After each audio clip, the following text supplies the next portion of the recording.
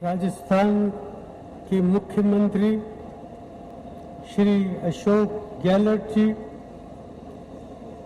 केंद्रीय मंत्रिमंडल में मेरे साथी doctor Farooq Abdullah sahab, Rajasthan urban development minister Shri Shanti Dhariwal ji, भाइयों और बहनों, आज का समारोह जिन दो प्रोजेक्ट्स से संबंध रखता है, उन दोनों का मकसद हमारे पर्यावरण को और जयपुर और राजस्थान के लोगों के जीवन को बेहतर बनाना है। आज हम Jawaharlal Nehru national solar energy mission के तहत राजस्थान के कुछ ऐसे सोलर एनर्जी प्रोजेक्ट्स को राष्ट्र को समर्पित कर रहे हैं जो राष्ट्रीय ग्रिड से जोड़ दिए गए।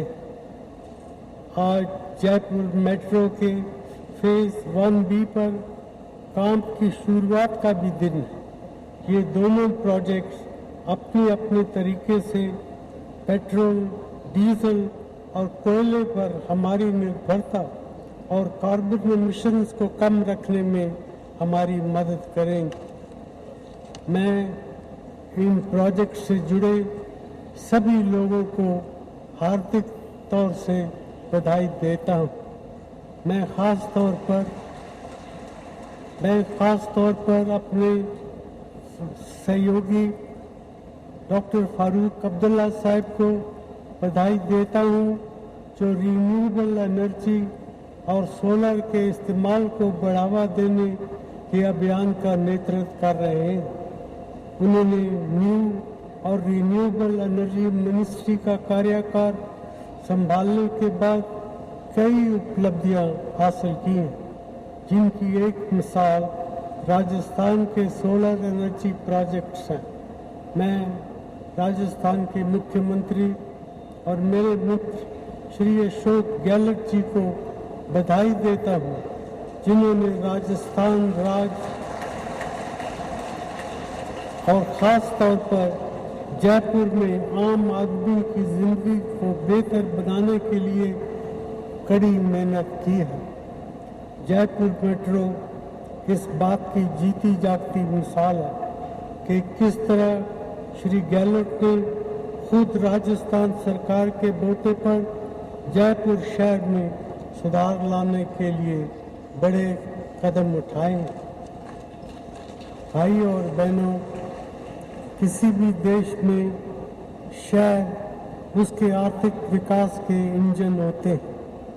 हमारी जीडीपी में शहरों का योगदान तकरीबन 60% से ज्यादा। ऐसा अनुमान है कि 2031 तक लगभग 60 करोड़ लोग शहरी क्षेत्रों में रहने लगेंगे।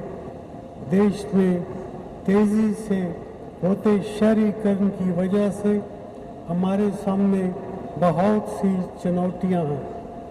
इनमें से एक चुनौती पब्लिक ट्रांसपोर्टेशन सिस्टम की है, जो शहरों के सही विकास के लिए बहुत जरूरी है। मेट्रो ट्रांसपोर्ट इस चुनौती का एक अच्छा हल है। जयपुर मेट्रो प्रोजेक्ट जयपुर शहर की एक बड़ी जरूरत को पूरा करेगा। भाई और बहनों, मुझे ये बताया गया है कि देश भर में सबसे अधिक 2 व्हीलर्स जयपुर में ही है। यह चीज़ यहाँ पर एक अच्छी पब्लिक ट्रांसपोर्ट व्यवस्था की कमी को ज़ाहिर करती।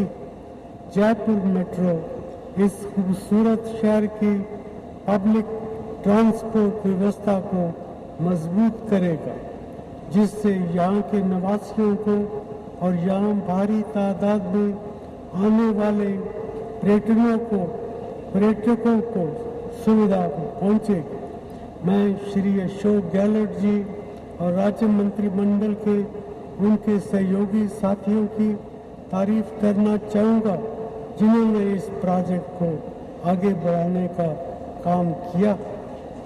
भाई और बहनों, जिस तरह एक कारगर पब्लिक ट्रांसपोर्ट व्यवस्था डीजल और पेट्रोल के इस्तेमाल में कमी लाती है, उसी तरह सोलर एनर्जी हमारी एनर्जी सिक्योरिटी को मजबूत करने का एक बड़ा जरिया बन सकती है।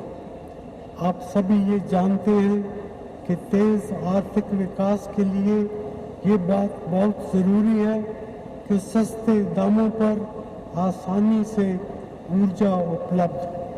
पिछले दशक में हमारी ऊर्जा की ज़रूरत काफ़ी बढ़ी, फिर भी हम अपनी ऊर्जा की ज़रूरतों के एक बड़े हिस्से को पूरा करने के लिए लगातार महंगे होते आयात पर निर्भर रहे। इसके अलावा कोयला, तेल तथा गैस के उपयोग से कार्बन एमिशंस बढ़ता है और पर्यावरण पर इसका बुरा असर भी पड़ सकता है, जिससे हमारे पर्यावरण पर खराब असर पड़ता है। इन सब बातों के मद्देनजर रिन्यूएबल एनर्जी के इस्तेमाल को तेजी से बढ़ावा दिए जाने की आवश्यकता है। भाइयों और बहनों, ये हमारी खुशकिस्मती है कि देश के ज़्यादातर हिस्सों में ज़्यादातर वक्त सूरज की रोशनी उपलब्ध रहती है, इसलिए सोलर एनर्जी हमारे लिए बहुत उपयोगी साबित हो सकती है। Jawaharlal Nehru national solar mission उन 8 मिशनों में से एक है जिन्हें हम क्लाइमेट चेंज की चुनौती से निपटने के लिए एक नेशनल एक्शन प्लान के तहत लागू कर रहे हैं। इसकी शुरुआत 2010 में की गई थी। इस मिशन में 2020 तक 20,000 megawatt grid connected solar energy बनाने का महत्वाकांक्षी लक्ष्य रखा गया है। मुझे खुशी है कि सोलर मिशन पर ठीक दिशा में कार्रवाई की जा रही और देश में ग्रिड से जुड़े सोलर एनर्जी प्रोजेक्ट्स की कुल क्षमता अब 1970 मेगावाट हो गई है। इसमें से 640 मेगावाट क्षमता के प्रोजेक्ट मिशन की केंद्रीय योजनाओं के तहत शुरू किए गए थे और इनमें से आधे से ज़्यादा राजस्थान में लगाए गए। राजस्थान में सोलर एनर्जी उत्पादन की संभावनाएं खास तौर पर ज़्यादा है। मुझे इस बात की बहुत खुशी है कि राज्य सरकार सोलर एनर्जी बनाने की क्षमता बढ़ाने के लिए पूरी कोशिश कर रही है। ये बात साफ है कि हमें रिन्यूएबल एनर्जी उत्पादन की क्षमता बहुत अधिक बढ़ाने की सख्त ज़रूरत है। ऐसा होने पर ही इसका उत्पादन मूल्य कम होगा और ये पर्याप्त मात्रा में उद्योगों और आम आदमी के उपयोग के लिए उपलब्ध हो सके। साथ साथ हमें रिन्यूएबल एनर्जी को उत्पादन के स्थान से उपयोग की जगह तक पहुंचाने के लिए भी बुनियादी ढांचा विकसित करना हो। इसके अलावा रिन्यूएबल एनर्जी से संबंधित साजो सामान को देश में बनाने की क्षमता विकसित करना भी ऊर्जा के क्षेत्र में हमारी आत्मनिर्भरता के लिए बहुत ज़रूरी है। मिसाल के तौर पर हमें देश में सोलर सेल्स बनाने की क्षमता बढ़ाने की आवश्यकता है। इस प्रयास में हमें अपने उद्योगों की सहायता की ज़रूरत पड़ेगी। मैं तमाम पावर डेवलपर्स को बधाई देता हूँ जिन्होंने अब तक हासिल की गई कामयाबियों में योगदान हिस्सा दिया।